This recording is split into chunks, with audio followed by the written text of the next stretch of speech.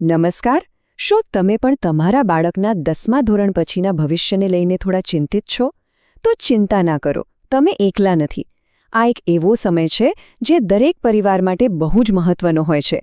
તો ચાલો આજે આપણે સાથે મળીને આ સફરને થોડી સરળ બનાવીએ અને બધી ગૂંચવણો દૂર કરીએ. ધોરણ 10 પછી શું? આમ તો આ એક નાનકડો સવાલ લાગે છે, પણ એના જવાબમાં આપણા બાળકની આખી કારકિર્દી અને એના ભવિષ્યની ખુશી છુપાયેલી છે. એટલે આ ખાલી એક શૈક્ષણિક પડાવ નથી, પણ એના સપનાઓનો પાયો નાખવાનો આ સાચો સમય છે. અને જુઓ, આ સમયે મનમાં થોડો ઉત્સાહ અને થોડું દબાણ આ બંને હોય બહુ જ સ્વાભાવિક છે.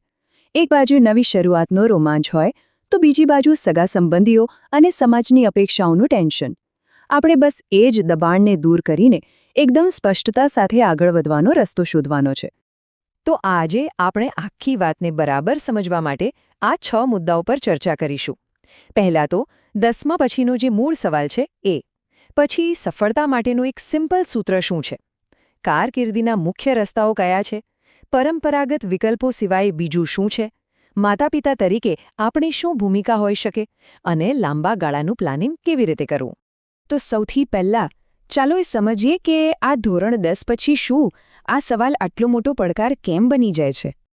કારણ કે આપણો ધ્યેય ખાલી સાયન્સ, કોમર્સ કે આર્ટ્સમાંથી કોઈ એક સ્ટ્રીમ પકડાવવાનો નથી. સાચો ધ્યેય તો એવો રસ્તો શોધવાનો છે જે બાળકને ફક્ત સારી નોકરી જ નહીં, પણ જીવનભરનો સંતોષ અને ખુશી આપે. કારકિર્દી એવી હોવી જોઈએ ને, જે એને બોજ નહીં પણ પોતાનો શોખ લાગે. તો સવાલ એ છે કે આ સાચો રસ્તો શોધવો કઈ રીતે? એના માટે મારી પાસે એક બહુ જ સરળ સૂત્ર છે, જે આપણને આ મોટા નિર્ણયમાં ચોક્કસ મદદ કરશે. જુઓ, સાચો નિર્ણય લેવા માટેનું સૂત્ર બહુ જ સિમ્પલ છે. બાળકની સાચી રુચિ અને એની કુદરતી ક્ષમતા, એટલે કે એને શું ગમે છે અને એ શું સારી રીતે કરી શકે છે. માની લો કે બાળકને ગણિતમાં ખૂબ મજા આવે છે, એ એની રુચિ છે, અને એ તાર્કિક રીતે વિચારી શકે છે, એ એની ક્ષમતા છે. તો પછી એન્જિનિયરિંગ એના માટે એક સારો વિકલ્પ હોઈ શકે છે. બસ આ બંનેનો મેળ થઈ જાય ને, એ જ સફળતાની ચાવી છે. પણ હવે તમે કહેશો કે બાળકની રુચિ અને ક્ષમતા જાણવી કઈ રીતે? બહુ સહેલું છે, એમની સાથે વાત કરીને. એમને પૂછો, બેટા, તને કયા વિષયમાં સૌથી વધુ મજા આવે છે? એવું શું છે જે વાંચતી વખતે સમય ક્યાં જતો રહે એની ખબર નથી પડતી? આવા સવાલોથી જ આપણને એમના મનની વાત સમજાશે.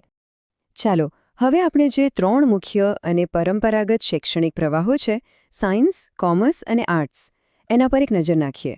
અને હા, એક વાત ખાસ યાદ રાખજો, કોઈ પણ પ્રવાહ બીજા કરતાં સારો કે ખરાબ નથી. દરેકનું પોતાનું આગવું મહત્વ છે.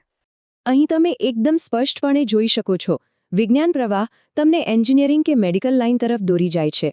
વાણિજ્ય એટલે કે કોમર્સ, ચાર્ટર્ડ એકાઉન્ટન્ટ કે બેન્કિંગ જેવા ક્ષેત્રોના દરવાજા ખોલે છે. અને આર્ટ્સમાંથી તમે શિક્ષક, યુપીએસસી અધિકારી કે પછી મનોવૈજ્ઞાનિક પણ બની શકો છો. મતલબ કે દરેક રસ્તો એક ઉજ્જવળ ભવિષ્ય તરફ જ જાય છે. પણ શું ડિગ્રી મેળવવી એ જ એકમાત્ર રસ્તો છે? ના, બિલકુલ નહીં. ચાલો, હવે આપણે કેટલાક એવા કૌશલ્ય આધારિત વિકલ્પો જોઈએ જે પરંપરાગત માર્ગોથી થોડા અલગ છે, પણ એટલા જ કે કદાચ એનાથી પણ વધારે મૂલ્યવાન છે. ડિપ્લોમા કોર્સ છે, આઈટીઆઈ છે, કે પછી આજના જમાનાના વોકેશનલ કોર્સ છે. આ બધા વિકલ્પો સીધા જ તમને નોકરી માટે તૈયાર કરે છે. જે વિદ્યાર્થીઓ જલ્દીથી કમાવાનું શરૂ કરવા માંગે છે અથવા જેમને પુસ્તકો કરતાં પ્રેક્ટિકલ કામમાં વધારે રસ છે, એમના માટે આ શ્રેષ્ઠ રસ્તાઓ છે. અને સૌથી મજાની વાત એ છે કે આ રસ્તાઓ અહીં પૂરા નથી થઈ જતા. ઉદાહરણ તરીકે, જો કોઈ વિદ્યાર્થી એન્જિનિયરિંગમાં ડિપ્લોમા કરે, તો એ પછી સીધો જ ડિગ્રી કોર્સના બીજા વર્ષમાં એડમિશન લઈ શકે છે. આનાથી સમય અને પૈસા બંનેની બચત થાય છે. તો આ બધા વિકલ્પો વચ્ચે માતાપિતા તરીકે આપણી ભૂમિકા સૌથી મહત્વની બની જાય છે.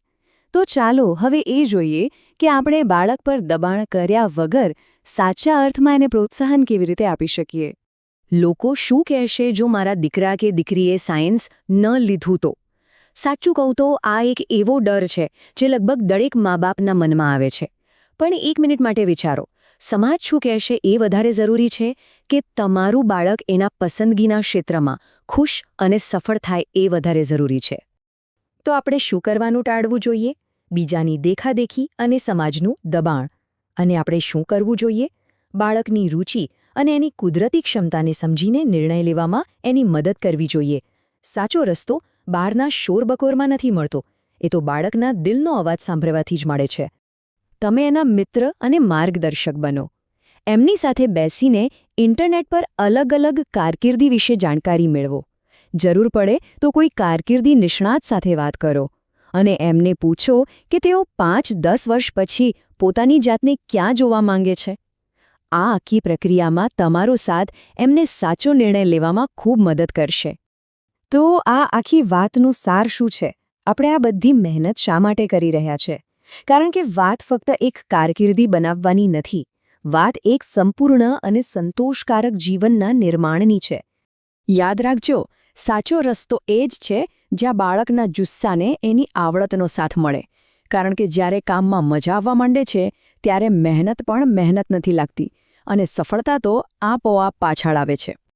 આ દુનિયાભરના મંતવ્યો અને સલાહોની વચ્ચે આપણે એક વાત ક્યારે ન ભૂલવી જોઈએ કે આ બધો નિર્ણય, આ આખી ચર્ચા ફક્ત અને ફક્ત એક જ વ્યક્તિના ભવિષ્ય માટે છે અને એ છે તમારું બાળક. એટલે અંતિમ નિર્ણય એનો જ હોવો જોઈએ. તો જતાં જતાં હું તમને બસ આ એક સવાલ સાથે છોડી જાઉં છું. આપણો સાચો ધ્યેય શું છે? માત્ર એક સારો બાયોડેટા બનાવવો કે પછી બાળકને એક પરિપૂર્ણ અને ખુશહાલ જીવન બનાવવામાં મદદ કરવી? મને આશા છે કે આ ચર્ચા તમને અને તમારા બાળકને સાચો રસ્તો શોધવામાં ચોક્કસ મદદ કરશે.